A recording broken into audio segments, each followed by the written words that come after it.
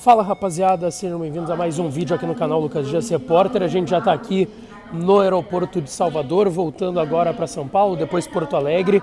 Vou ver ainda se chego a tempo do treino do Inter no CT Parque Gigante, até porque o Inter trabalha hoje pela manhã aqui em Salvador, na Bahia, no CT do Vitória, no Barradão. Depois viaja a Porto Alegre, aliás, não tem treino à tarde, aliás, no CT Parque Gigante, no treino de amanhã me refiro, porque eu vou chegar ainda à tarde em Porto Alegre, mas eu quero falar um pouco mais sobre essa derrota do Inter para o Bahia, porque tem a não confirmação de permanência do técnico do Internacional, Eduardo Cudê, os problemas e preocupações para a sequência no Campeonato Brasileiro e a proximidade do Inter da zona de rebaixamento no Campeonato Brasileiro, até porque teve uma chacoalhada dentro do vestiário ontem de algumas pessoas fortes do futebol do Inter depois dessa derrota, que foi com o domínio completo do Bahia ontem na Fonte Nova. Então não te esquece, deixa o teu like, te inscreve no canal, ativa as notificações por aqui e é claro que esse vídeo e todos os outros têm o apoio de KTO, KTO.com, a melhor banca de apostas do país. Aproveita o código DIAS para ganhar 20% de free bet no teu primeiro depósito lá em KTO.com, tá certo? Bom,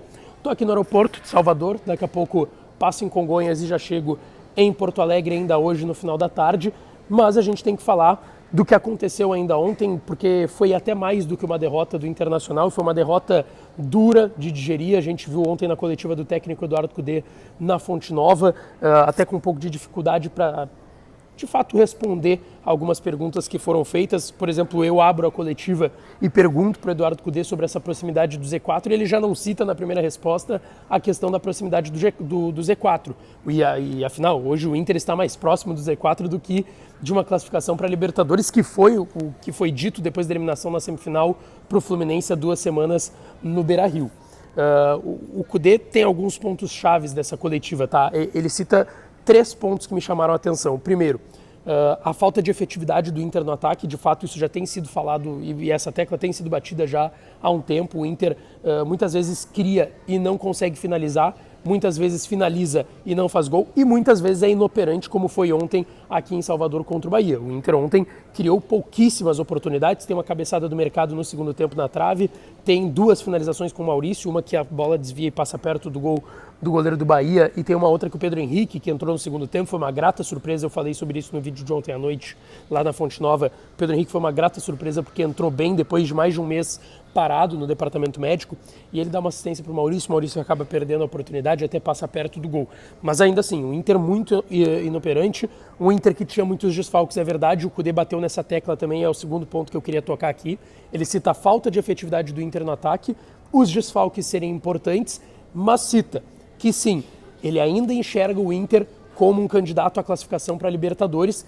Agora ficou mais complicado, né? Agora ficou mais complicado, por exemplo, o 6º colocado, que é o Flamengo, tem 44 pontos, 12 acima do Inter, restam 11 jogos, matematicamente é bem possível, mas pelo que a gente está vendo é complicado, porque o Inter está jogando bem, o Inter jogou bem contra o Fluminense e foi eliminado no Beira-Rio na semifinal da Libertadores, o Inter jogou bem e ganhou o Clássico Grenal no outro final de semana no Beira-Rio, jogou bem em outras oportunidades, até com time reserva no Brasileirão, mas não conseguiu o resultado. Então, assim, o que leva a crer que o Inter vai conseguir essa vaga para a Libertadores? É complicado.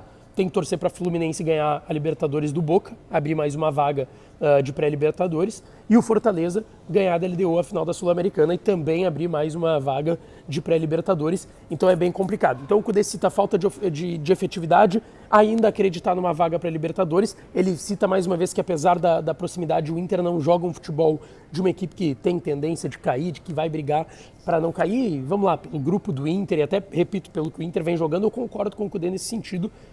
Não vejo esse cenário, mas a pontuação indica isso. O Inter está a 2 pontos do Santos e vai ter um confronto direto dentro do Beira-Rio no próximo domingo em Porto Alegre. A gente vai estar lá e vai ter que falar um pouco desse jogo nos próximos dias, porque vai ser um confronto direto para o Inter também, porque tem chance de entrar na zona de rebaixamento na próxima rodada, então tem que ficar ligado. Dentro dessa repercussão do que foi o vestiário do Inter, tá? O único jogador a parar para falar foi o Bruno Henrique, tá? E ele falou sobre remobilização a todo momento, de que o Inter não está jogando mal, mas que tem que voltar a vencer e voltar a vencer fora de casa no Campeonato Brasileiro. O Inter não ganha 7 jogos fora de casa no Campeonato Brasileiro. Se eu não estou equivocado, a última vitória foi contra o América, depois da outra data FIFA, que o Inter joga Curitiba e América e ganha os 2 jogos. Bom, a mobilização dentro do vestiário foi forte, tá? O presidente Alessandro Barcelos estava no vestiário, o vice de futebol Felipe Becker, o gerente esportivo Magrão também, eram os homens do futebol que estavam aí, o José Lavo Bisol, diretor de futebol, ficou em Porto Alegre, mas a conversa dentro do vestiário foi muito forte, tá? Claro, em relação ao resultado, essa questão de falta de efetividade, mas de ânimo também, para meio que o Inter ligar esse sinal de alerta em relação ao Z4, em relação a que a Libertadores já acabou, o Inter caiu na semifinal, não tem mais o que fazer em relação a isso, e foi uma conversa e uma cobrança forte dentro do vestiário do Inter. O outro ponto que eu queria tocar aqui foi o que o Eduardo Cudê falou sobre permanência para 2024, porque justamente o contrário aconteceu. Ele não disse que não vai ficar, mas o Eduardo Cudê não confirmou que vai ficar.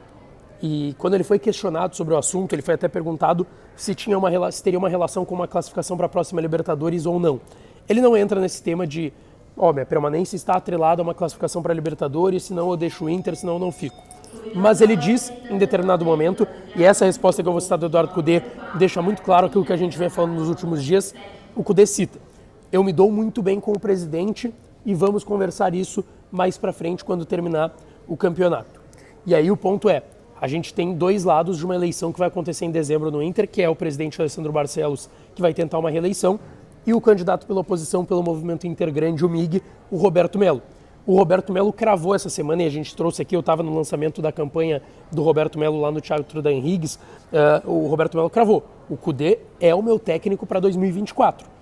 Só que o Cudê também foi questionado pelo Jeremias Werneck da RBS TV ontem, antes da partida, nas entrevistas no gramado, e ele disse que ele só falaria sobre isso depois de terminado o Brasileirão.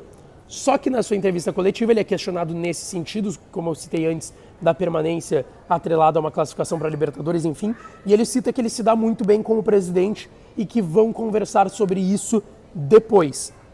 E aí esse é o ponto. Ele só cita o presidente. Ele não cita que tem um outro lado da eleição, por exemplo, que quer ele. Não que ele precisasse citar, tem o Roberto Melo e a gente também vai conversar, não. Mas então não citasse que ele vai conversar com o presidente depois do final do Brasileirão, porque não se sabe se o presidente Alessandro Barcelos vai ter a reeleição de fato ou se o Roberto Melo vai ser o próximo presidente do Inter pelos próximos 3 anos, pelo próximo triênio. Então é uma resposta estranha do Cudê, mas que indica aquilo que a gente falou. Se Alessandro Barcelos for reeleito presidente do Inter pelo próximo triênio, a renovação é mais do que simples, assim, é praticamente protocolar. Se for Roberto Melo, vai ter uma negociação maior. O Roberto Melo acredita que, como ele trouxe o Cudê lá em 2019, ele foi para a Argentina com o Rodrigo Caetano negociar a vinda do Cudê na primeira passagem dele pelo Inter, ele tem uma vantagem nesse sentido. Mas a gente sabe da relação próxima que o Eduardo Cudê tem com o presidente Alessandro Barcelos, a ver como será essa situação.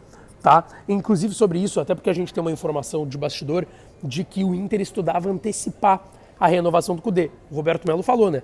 Se depender dele e ele for o próximo presidente, ele não tem problema nenhum do Barcelos renovar o contrato do Cudê, porque ele quer que o Cudê permaneça no Internacional.